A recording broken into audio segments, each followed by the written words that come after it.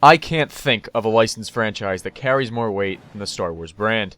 The universe alone allows for so many consumer passes, particularly in the realm of video games. For instance, I'm not convinced The Force Unleashed was actually a good game, but I enjoyed it because of its implementation of the Star Wars franchise. 2015 Star Wars Battlefront is in that same general category for me. I've had an absolute blast with this game since day one, and I've never seen a more authentic ode to the brand. But would I have enjoyed this game as much without that Star Wars license and aesthetic? No.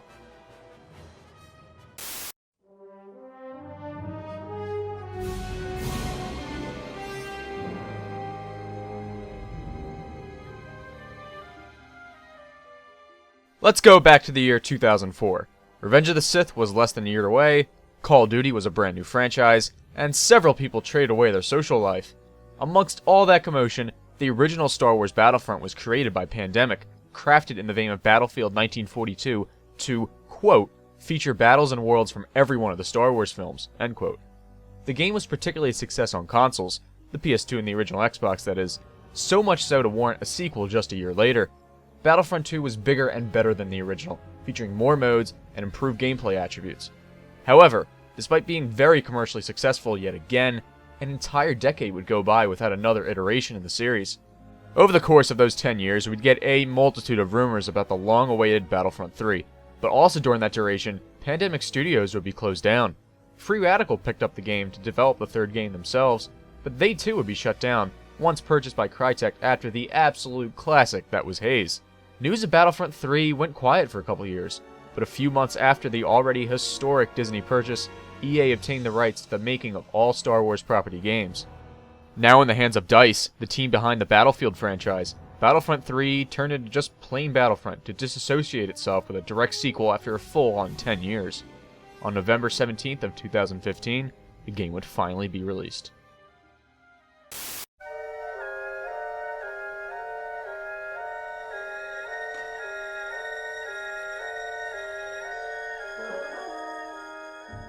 As I'm sure you already know, we are in a galaxy far, far away, taking place a long time ago.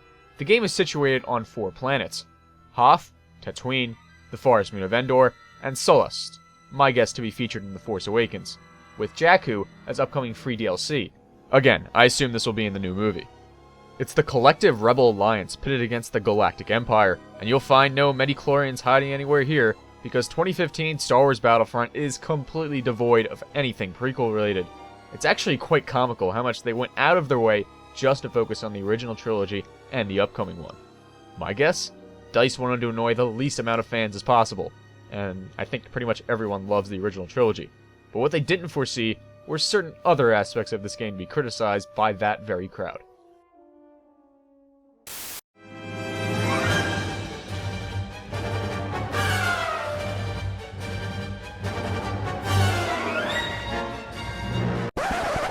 Yeah, there's no campaign, so there's not really any story.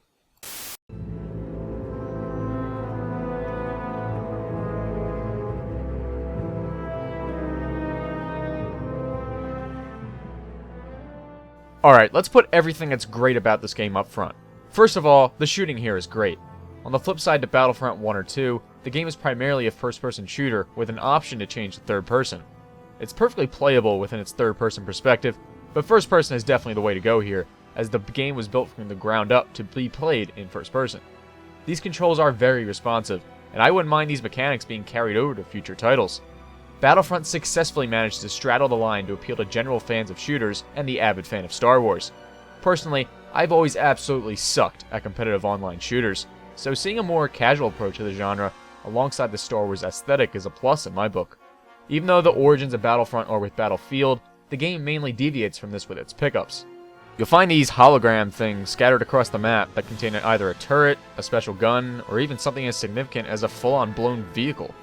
Now, I actually like this system. It's a bit arbitrary, I'll admit, but as it adheres to a more casual approach, where I would normally suck so much that I would never be able to obtain these elements within a given match. All of these mechanisms are brought over to all 9 modes, with the exception of maybe Fighter Squadron. I'll admit, on a broad scale, I actually found enjoyment within each one, even though they each have their own respective problems. For the most part, they all manage to capture the grand scale of the Star Wars universe, and these multiplayer battles could appear downright epic given the right moment. I also have to say, I'm impressed by this UI. It's clean and gives you all the information you need without being intrusive at all. And now on to the bad things. Now, of course, there's no campaign here at all. You have these side missions, but they don't count.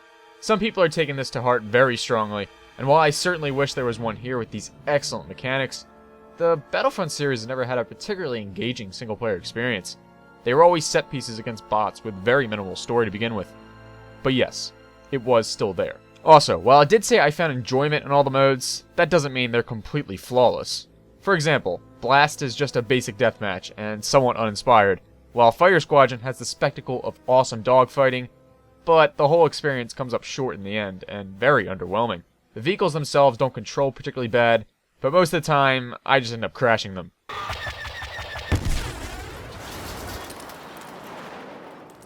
Modes like Hero Hunt would be cool and interesting, if it wasn't for the fact that I was abysmal at them, to the point that I did so bad, I would actually stop playing for the time being, because it was losing its fun because I suck so much. I mean, that may be just on me. I mean, look how bad I'm doing right there. Though, I'll admit, seeing the words "Hunt down Princess Leia" always proved to be fairly humorous. However, perhaps the largest buzzkill within Star Wars Battlefront is its bad progression system. Given the type of multiplayer shooter that it is, there is no set matchmaking here, so you have yourself a roundup of players of fluctuating experience. For the most part, the progression system doesn't present much worthwhile to aim for, with the lone exception of that one pistol people with the most experience leveled players have always seemed to kill me with in one hit. Yeah, screw that gun. However, what it comes down to is not about quality, it's about lasting appeal. I'm just not convinced that this game will have legs for most people to continue on playing well after launch.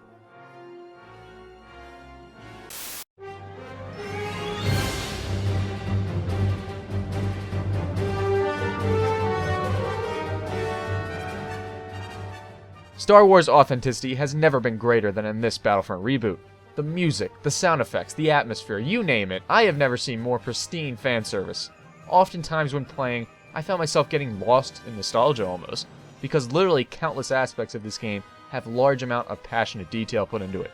You can tell a lot of the people at DICE love Star Wars just as much as we do. On top of that, this is simply one of the best looking titles to ever hit the industry. Hoth's landscape has never been more appealing in this medium, from the awesome skybox to the sights of trench warfare.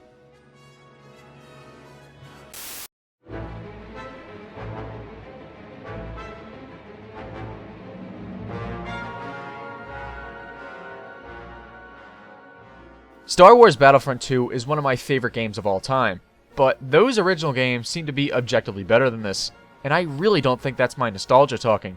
It had a class system that allowed for more strategy and playstyles, alongside features like an actual campaign and the iconic galactic conquest. It just doesn't make much sense why so much was left out.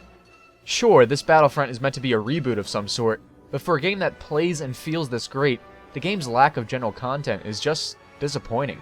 If you refuse to buy Star Wars Battlefront, I will not fault you, but don't make redundant claims like, oh, it's really a $110 game. $50 season passes, like microtransactions, are here to stay whether we like it or not. This is not the first time we've seen it, and it won't be the last. Personally, I will not be buying it, and I urge you not to as well, because DLC has almost always been overpriced in my experience. This is no different from that, and is simply just a roundup of possibly a much larger issue. However, despite all that, the mechanics here really go a long way. Shooting a blaster has never been more satisfying, and good luck finding a better way to immerse yourself in the Star Wars universe through a video game.